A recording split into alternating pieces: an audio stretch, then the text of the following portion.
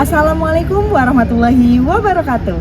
Perkenalkan, saya Salsabilia Janati dari SMP Negeri 3 Wanasari, Kabupaten Brebes. Mari ikuti pembelajaran mendalam dengan coding dan kecerdasan artifisial yang saya implementasikan di kelas. Kemampuan berpikir komputasional sangat penting dalam era digital karena membantu murid memecahkan masalah secara sistematis, logis, dan efisien. Namun, pembelajaran konsep berpikir komputasional seringkali dianggap sulit karena terkait dengan dunia pemrograman yang abstrak.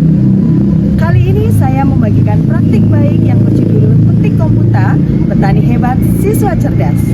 Sebuah praktik pembelajaran mendalam, coding, dan kecerdasan artifisial yang bertujuan agar murid dapat belajar berpikir secara komputasional tanpa komputer dengan cara bermain peran dan mengikuti algoritma langkah demi langkah secara nyata. Hasil asesmen awal menyadarkan saya bahwa sebagian besar murid saya masih membutuhkan bimbingan untuk memecahkan masalah tentang berpikir komputasional.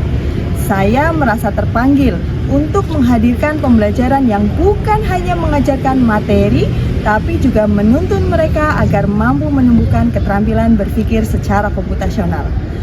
Model pembelajaran PBL dipilih agar mereka belajar melalui permainan berbasis logika sederhana. Prinsip berkesadaran, bermakna, dan menggembirakan menjadi pegangan saya dalam mengajar. Sepanjang proses, murid diajak memahami konten materi, mengaplikasikan dan mengaitkannya dengan permainan sederhana, serta merefleksikan proses belajarnya. Proses ini menguatkan dimensi profil lulusan antara lain penalaran kritis, mandiri, dan gotong royong. Assalamualaikum warahmatullahi wabarakatuh. Waalaikumsalam warahmatullahi wabarakatuh. Oke, sebelum memulai kegiatan belajar mengajar pada pagi hari ini, alangkah baiknya kita berdoa bersama terlebih dahulu ya. Silakan ketua kelas untuk menyiapkan. Doa mulai. Oke, bagaimana keadaan kelas 7E hari ini? Baik. Alhamdulillah. Hari ini yang tidak masuk siapa? Nabila dan Faris. Ya udah, kita doakan semoga Nabila dan Faris besok sudah bisa sehat kembali. Anak-anak kelas 7E apa kabar? Baik. Siapkah kalian untuk belajar? Siap. Semangat semuanya, dengar dengan seksama anak-anak kelas 7E semuanya. Siap. Sebelum masuk ke pembelajaran, Bu Salsa mau tanya dulu. Di depan, ini ada gambar apa aja coba? Kucing. Ada gambar kucing, burung, sama apa ini? Alien. Kenapa kamu bisa tahu bahwa ini gambar alien? Karena aneh katanya. Nah, bahwa gambar kucing, burung, dan makhluk aneh dengan warna-warna yang berbeda itu adalah contoh cara komputer mengenali data yang ada dengan berpikir secara komputasional. Kenapa kalian harus belajar berpikir komputasional? Jadi tujuannya adalah supaya siswa memahami tentang pengertian berpikir komputasional. Yang kedua, siswa dapat memberikan contoh dalam penerapan sehari-hari. Yang ketiga, siswa dapat menyelesaikan masalah dengan cara berpikir komputasional. Ya, ketika kalian mau berangkat ke sekolah, mulai dari bangun tidur, apa yang harus kalian lakukan? Yang pertama bangun tidur, terus mandi, sholat, sarapan, terus bersiap lalu datang ke sekolah. Itu juga merupakan salah satu contoh berpikir komputasional, mengurutkan langkah-langkah sistematis dan logis. Ya. Ada beberapa komponen utama dalam berpikir komputasional. Yang pertama, ada apa saja? Coba angkat tangan. Komponen berpikir komputasional, iya Mbak. Ada dekomposisi. Yang kedua ada apa lagi? ada abstraksi. Yang ketiga, ada pengenalan pola. Yang kelima, ada algoritma. Nah, hari ini kita akan membahas 4 komponen utama dalam berpikir secara komputasional.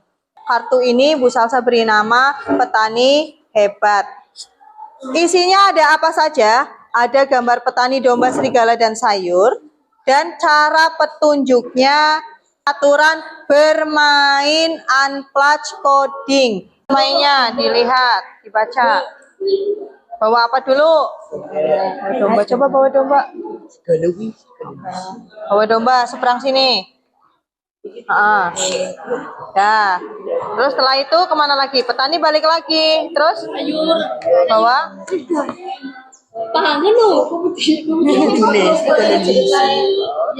Oke, kita akan membawa domba ya. Pertama-tama kita akan membawa domba menyeberang sayur, menyeberang sungai, dikit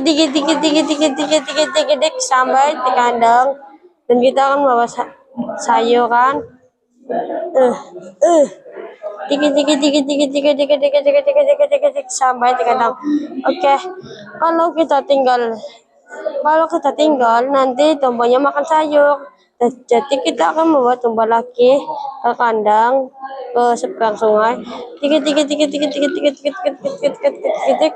Taruh dombanya, bawa serigalanya.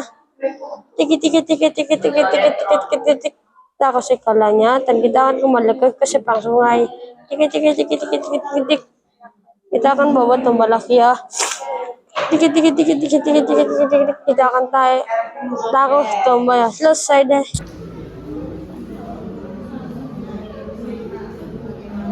Silakan untuk kelompok 3. Assalamualaikum warahmatullahi wabarakatuh. Waalaikumsalam warahmatullahi wabarakatuh.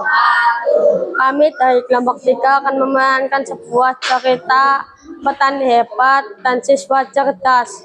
Saya sebagai petani, dan ini sebagai sayuran, dan ini sebagai domba, dan ini sebagai serigala, dan satu lagi sebagai buaya. Dan kita pertama akan membawa domba dulu. Awes kuning kena pae. Terus kita akan seberang lagi. Terus kita akan membawa sayuran. Oke, kalau ini ditinggal nanti ini makan ini. Nah, kata Rifai, kalau sayurnya ditinggal, nanti sayurnya akan dimakan domba. Lalu bagaimana biar gak dimakan domba? Jadi kita akan membawa domba lagi. Oh, kata petani akan membawa domba lagi. Dombanya kita taruh di sini saja. Kita akan membawa serigala. Oke. Dan membawa serigala ke Dan sebelah ini sana. kalau ditinggal aman, karena serigala tidak suka makan sayuran. Oke, pinter. Dan kita kembali lagi, kita akan membawa domba. Sudah deh. Ya, untuk kelompok 3 ini keren sekali ya, karena sudah mampu mengurutkan langkah-langkah secara logis, menggunakan 4 komponen berpikir secara komputasional. Ya, merefleksi adalah puncak dari pembelajaran mendalam. Saat murid tidak hanya mengingat apa yang mereka pelajari, tetapi juga memaknai dan merencanakan langkah ke depan. Melalui kartu refleksi emoji dan kartu refleksi petani, mereka mengungkapkan perasaan dan menilai pengalaman belajarnya hari ini. Demikian praktik baik pembelajaran Petik Komputa, Petani Hebat, Siswa Cerdas. Semoga menginspirasi pembelajaran yang kontekstual yang berpusat pada murid. Karena saya yakin, sesuatu yang bermakna lahir dari sekitar kita. Wassalamualaikum warahmatullahi wabarakatuh.